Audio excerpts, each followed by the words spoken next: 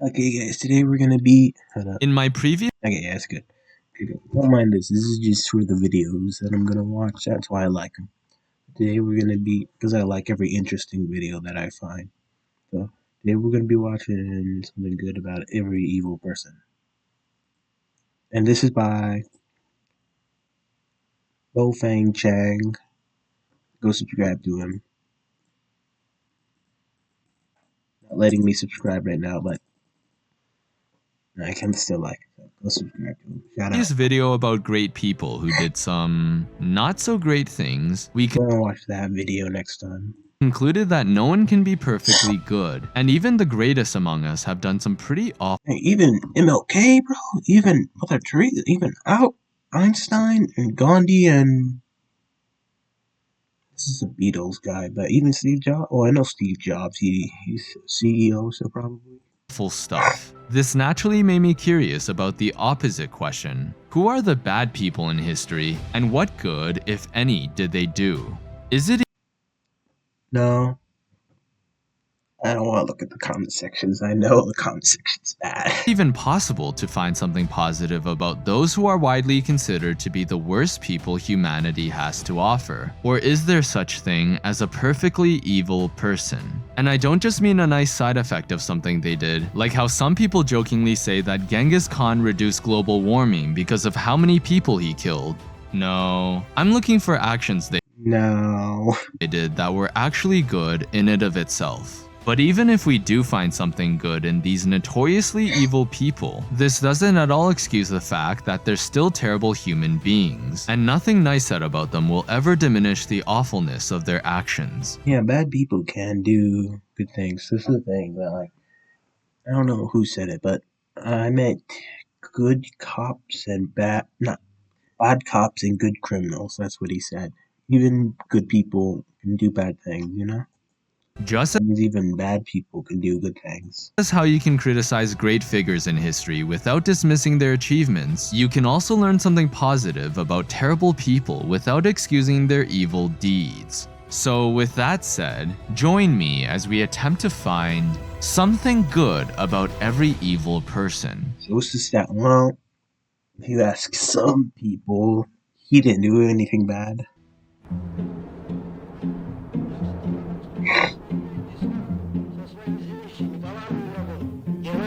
фашизмом, глубокой международной Отечественной войны против фашистских брутальных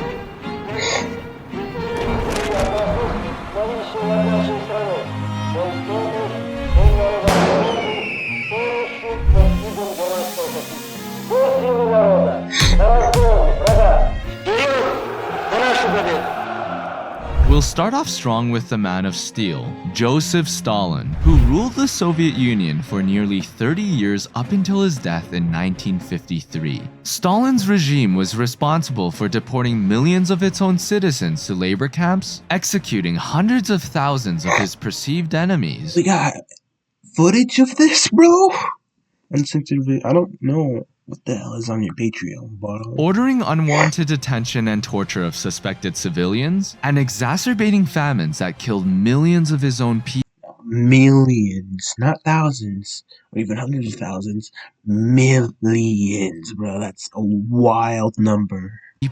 It is therefore no surprise that Stalin is widely considered to be one of Pioneer of Photoshop, for real. history's most brutal tyrants, with few leaders in the 20th century outmatching the scale of his atrocities. But despite Who's that? Who's that? few leaders in the 20th century outmatching the scale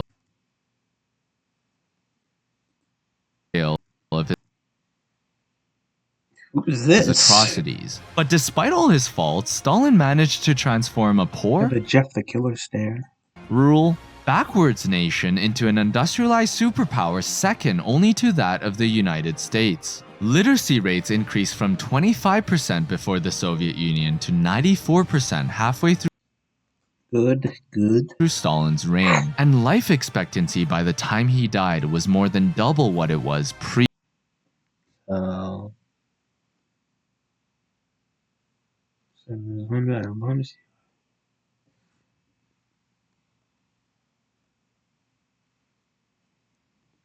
was 24. Damn.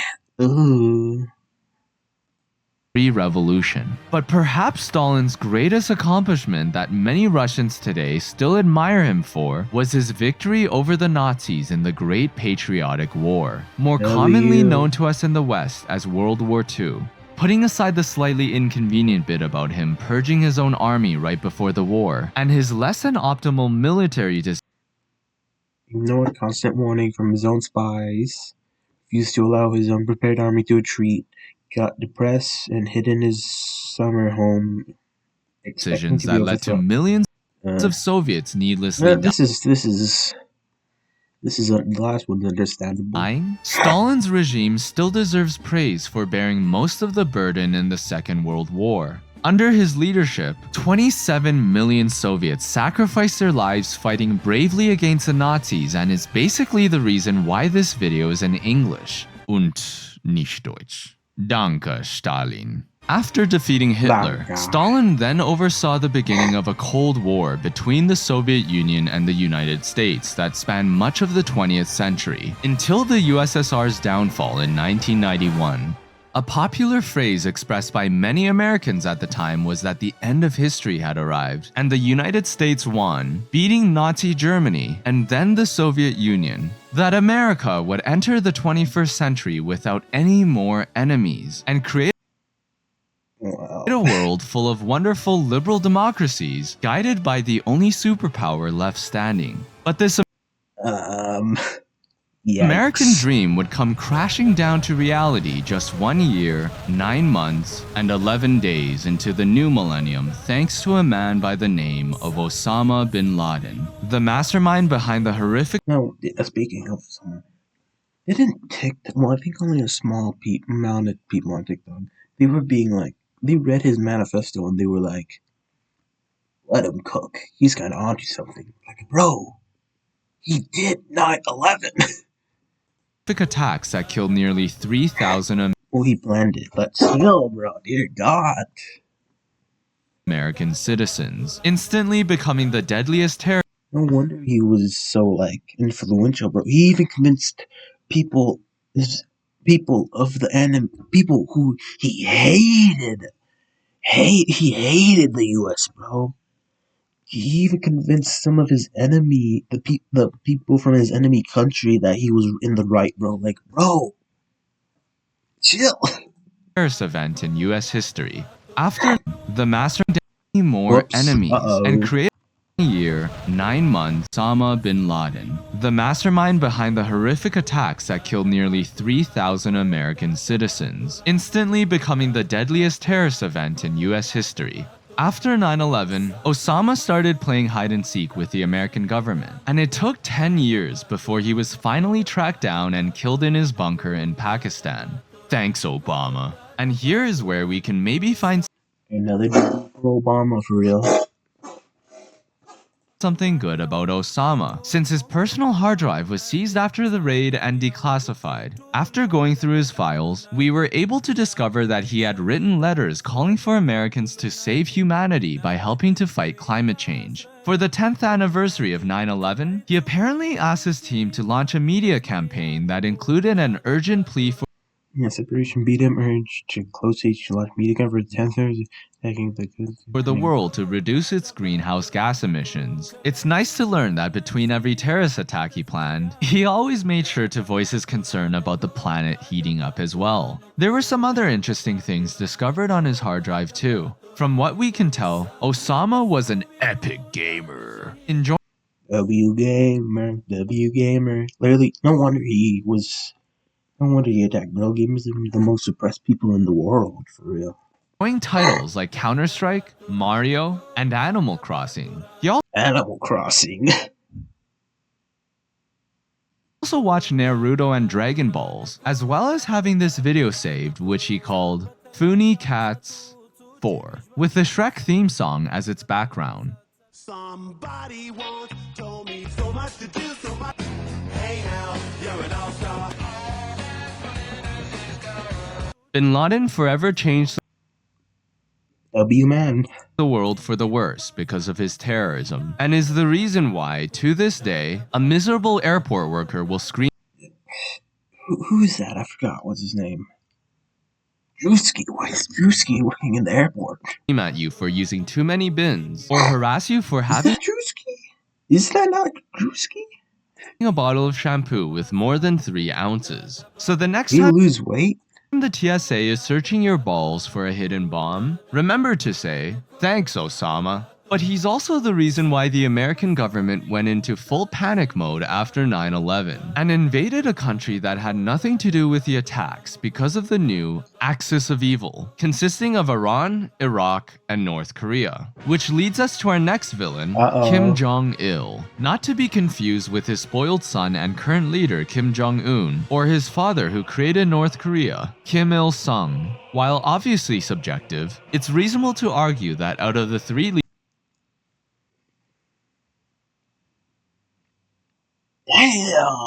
Damn! Bucktooth McGee over here, dear God.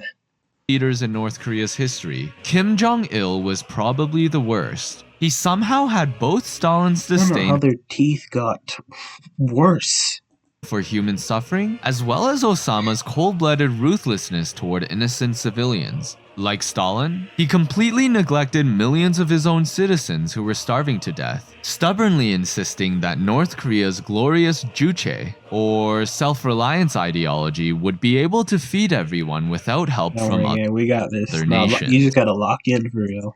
It wasn't until the country turned into hell on earth and people resorting to eating grass, bark, and rats to survive when the government finally admitted to the world that they did indeed have food shortages and begged for the much needed aid. And like Osama, he was also responsible for the horrific Flight 858 terrorist attack, where a bomb was planted in a South Korean commercial airplane that killed all 100 passengers on board. Additionally, thousands of South Koreans, as well Isn't there a town that hold up, I gotta sneeze.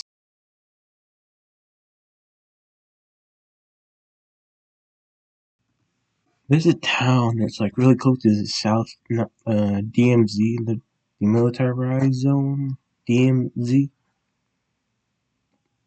Where there's only old people that live there. You get paid to live there because there's so many North Korean kidnappings. And they kidnap South Koreans to become basically slaves in North Korea. as dozens of Japanese citizens have been kidnapped over What did I just say?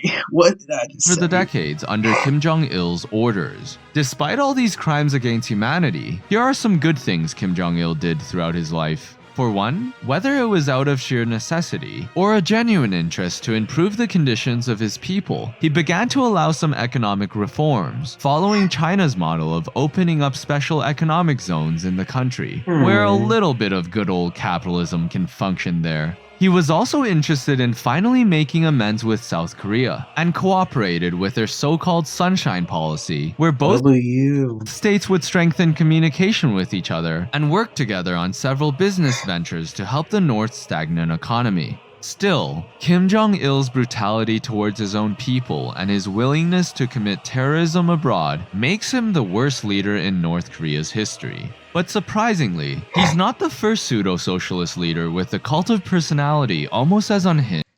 Nah, they be given. You see, hold on, watch this. He's not the first pseudo-socialist leader with a cult of personality.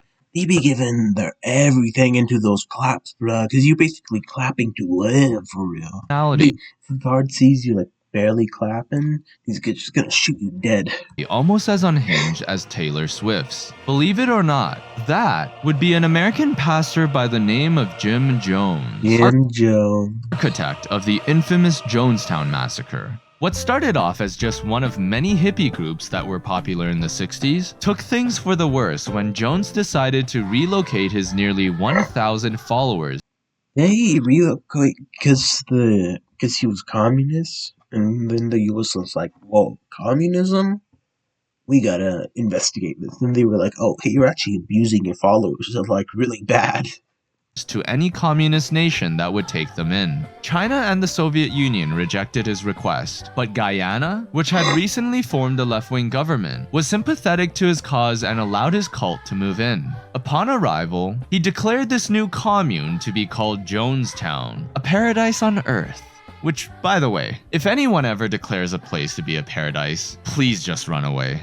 But one positive aspect about Mr. Jones was his genuine and unapologetic support for racial minorities, perhaps a result of that's either his good. socialist ideology or religious beliefs. Regardless of the reason, Jones was probably at the the forefront of socialism. Indiana's civil Especially back then. Yeah. rights movement, helping to racially integrate churches, restaurants, the police, and hospitals throughout the state. When swastikas were painted on the homes of two black families, the pastor comforted them and implored for other households to not move away. He helped set up sting operations to catch businesses who refused to serve black customers and directly confronted neo-Nazis trying to stop him. It was for this reason why the man was able to attract such a large following in the first place, with much of his cult consisting Bro could have became a singer. No wonder he became a cult leader. of racial minorities who admired Jones for his truly brave actions against injustice. But fast Too bad, bro. It sucks, bro. Imagine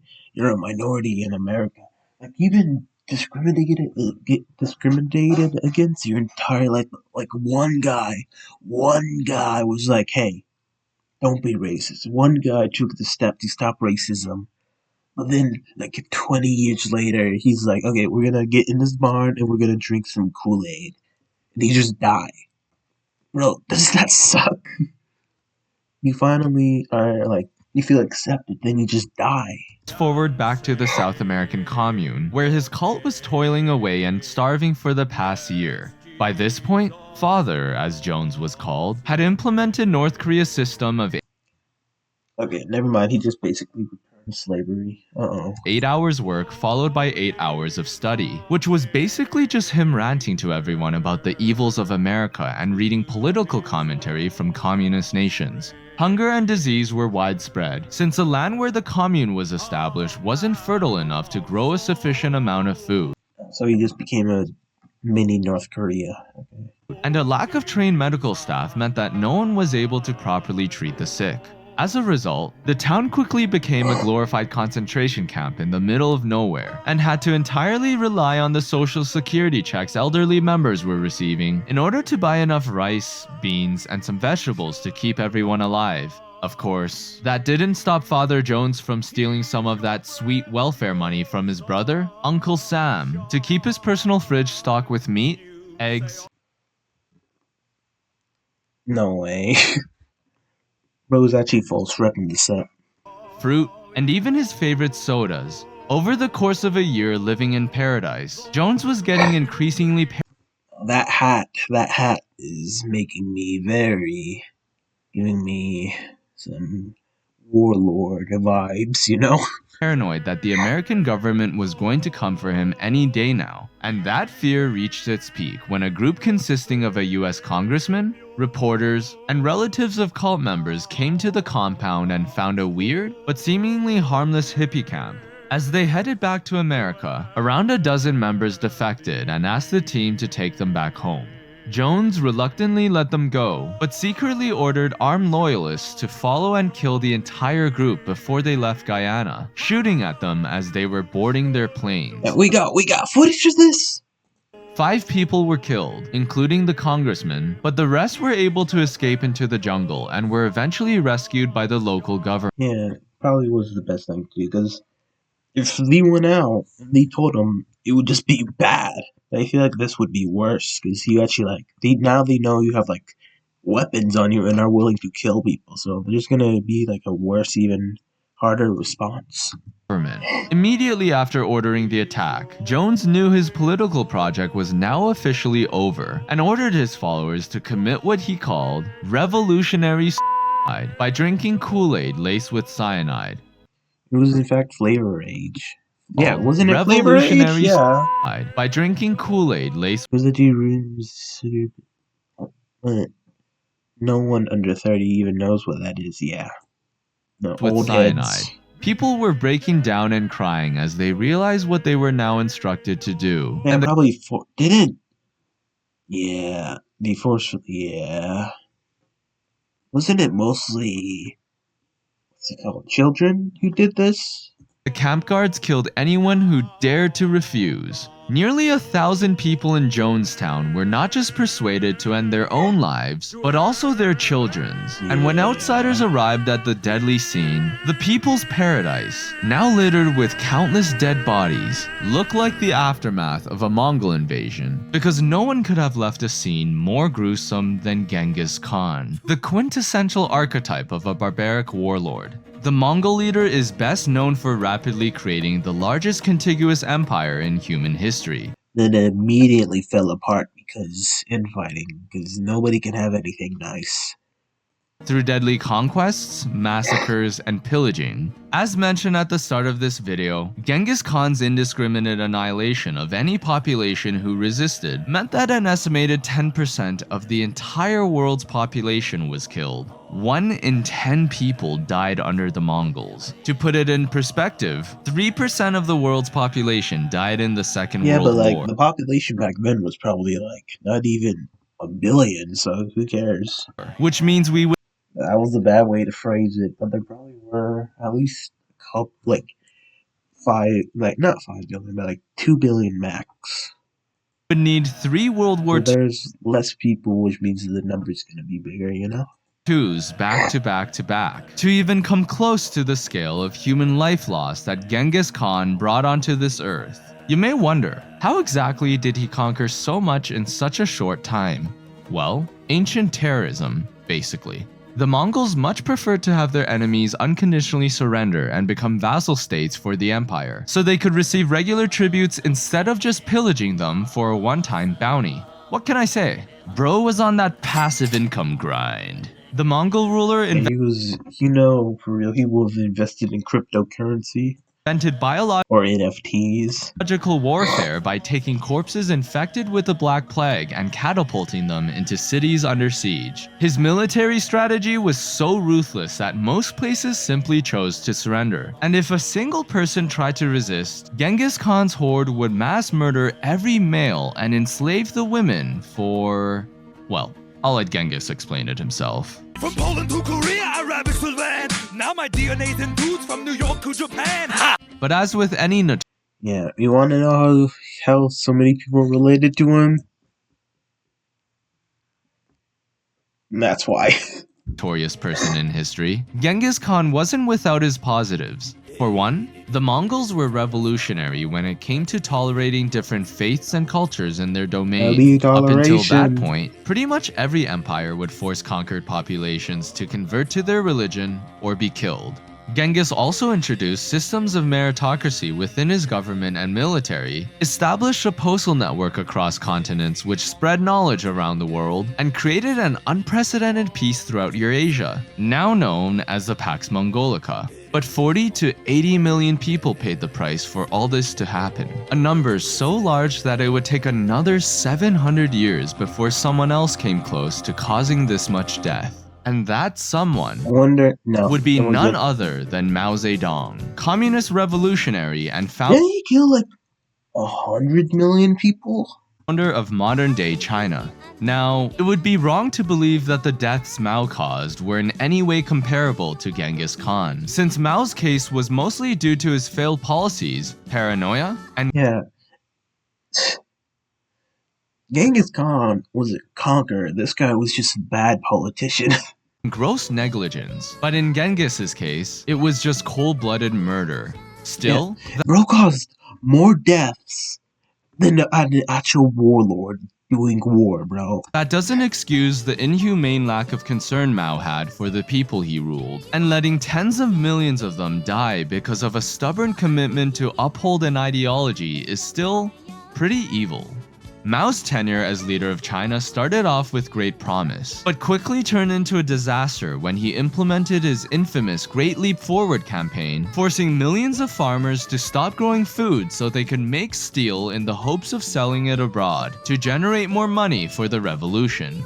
Selling stuff to foreign places? I don't think that's very communist. I think that's actually very capitalist. This had double the horrible result, since it turns out ordering a bunch of farmers to try to make steel out of makeshift furnaces in their homes just results in garbage tier unusable metal you can't sell. And oh, those farmers weren't farming, so now you also just starved tens of millions of people to death.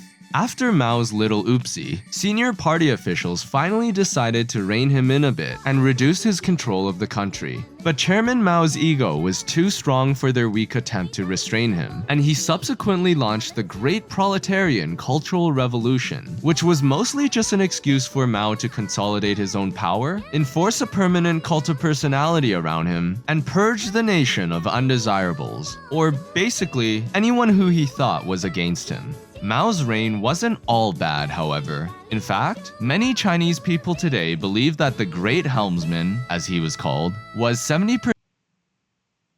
Yeah, didn't he he made China what it is today, you know? So I guess people would be like, oh, it was a necessary sacrifice. Correct and 30% wrong. A phrase that was originally uttered by Mao himself when he assessed the legacy of Stalin. Before the communists took Yeah, you're like a 7 out of 10 kind of leader. over China, the nation had been a rigid, outdated society that was restrained by thousands of years of strict Confucian philosophy. Compared to the growing but still insufficient freedom women had in many other countries at the time, Chinese women held even fewer rights, with Had forced less rights than most of the world.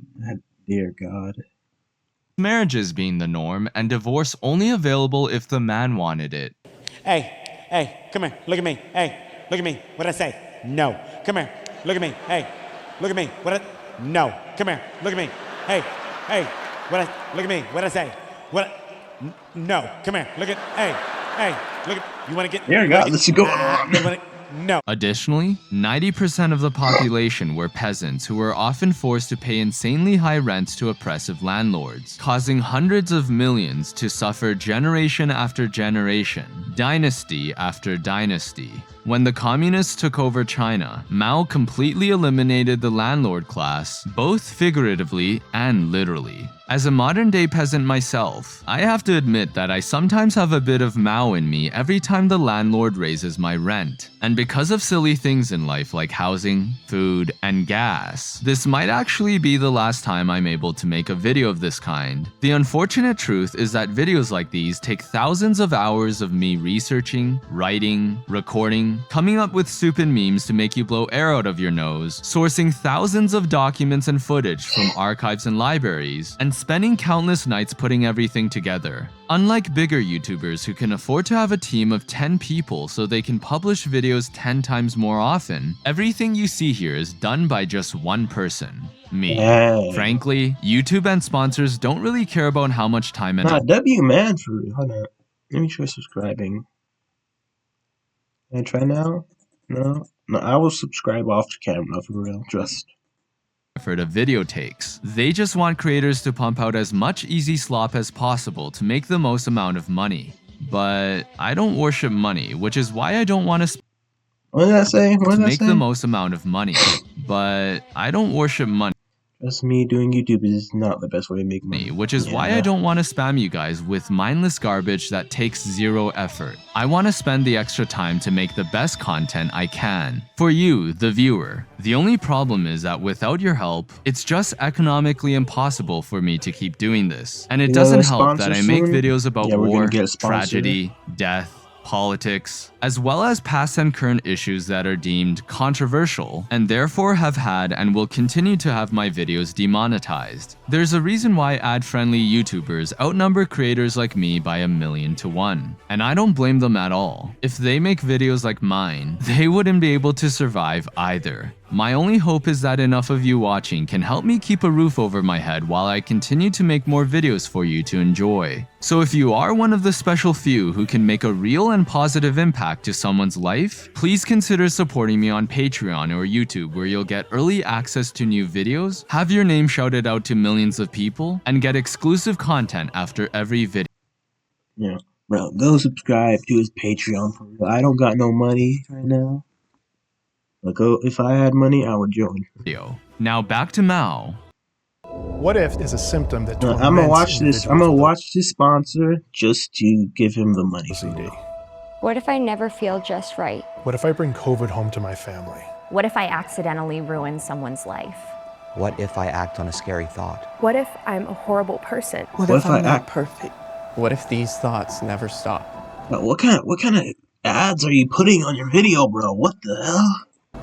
I hate my intrusive thoughts, but they're not who I am. What if research brings hope? There's a new clinical trial investigating a potential treatment for OCD. See if you qualify. OCD, okay. Furthermore, the Chinese writing system was more or less the same for over 2,000 years, making it completely impractical for any ordinary citizen.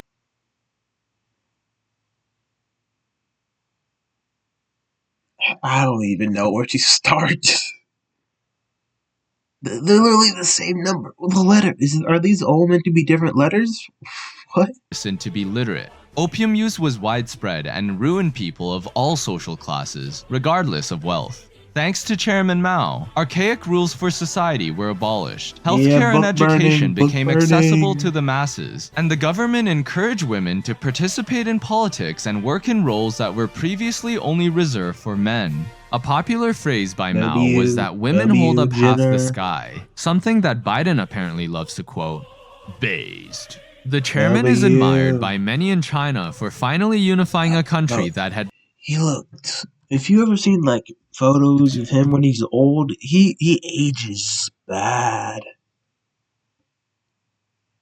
The chairman is admired by many in China for finally unifying a country that had been plagued by civil wars and foreign invasions for over a century, an achievement neither the previous nationalist government nor Qing dynasty ever accomplished. One of the most impactful decisions Mao made was at the end of his life, when he met with President Richard Nixon, drastically aged, like in the final years, he aged bad, bro. It looked like he was actually melting. His skin was melting. Like off the bone. Altering the global world order and permanently shifting the balance of power from the Soviet Union to China. Mao's historic summit paved the way for the People's Republic to break into the international scene and finally establish itself as the one true China.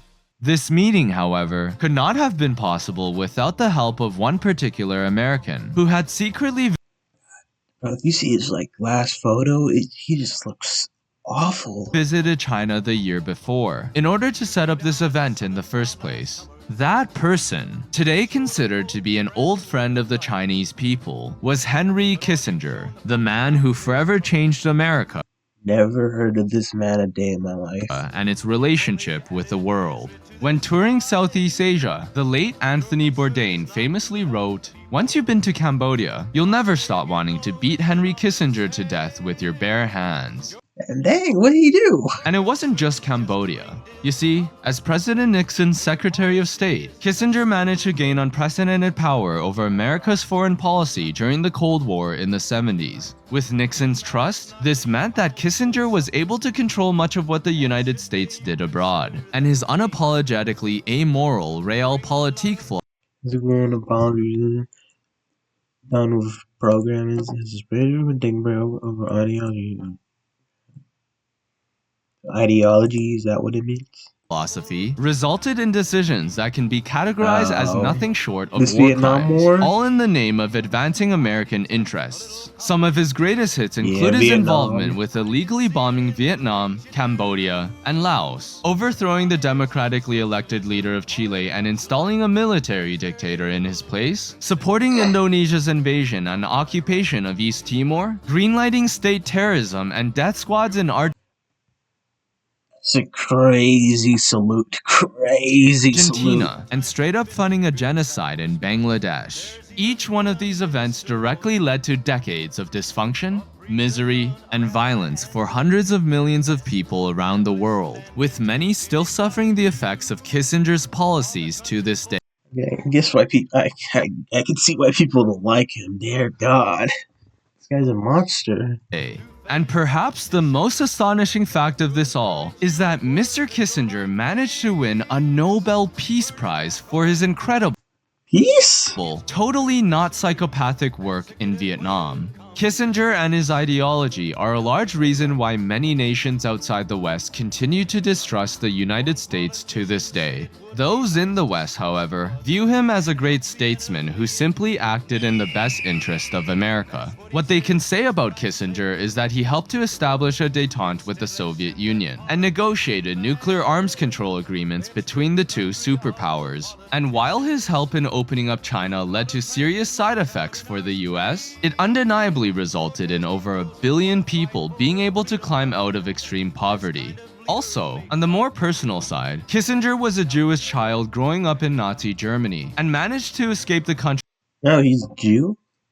with his family just a year before World War II began. Regardless of how you feel about who So he got lucky. He got lucky. he came to be, it is indeed admirable that a boy who was persecuted by the Nazis grew up to become a man who fought against the very same regime. But I will conclude by quoting from the same paragraph I began with.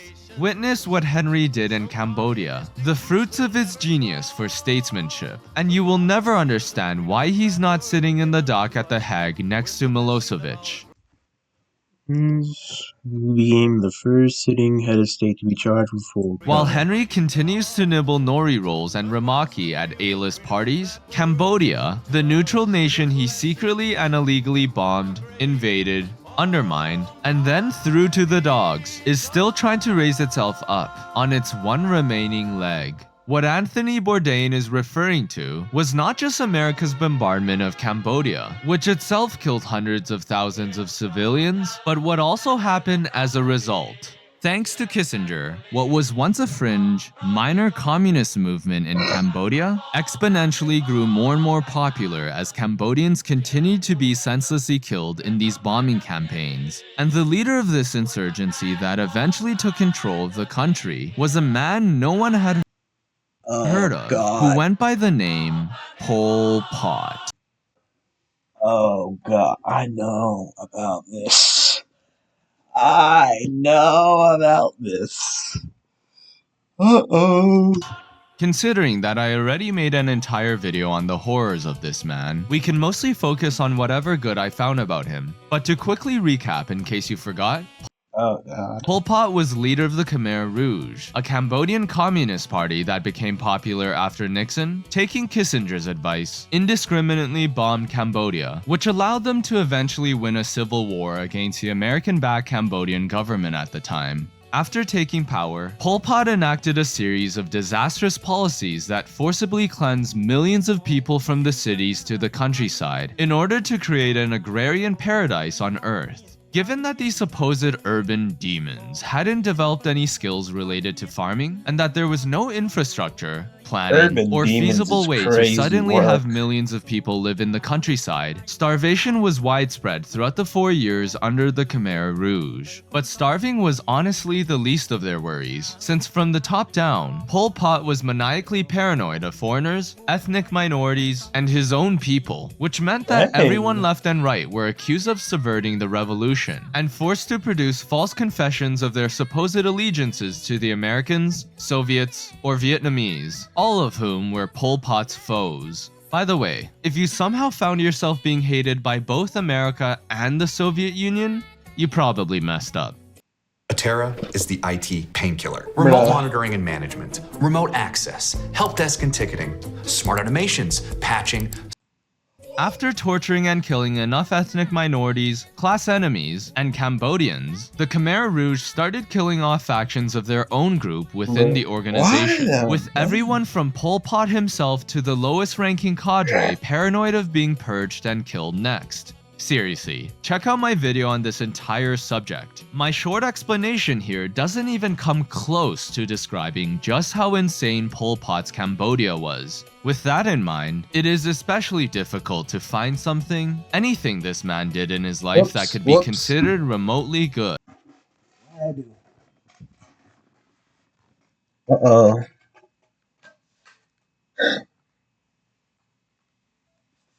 I'll be back on that.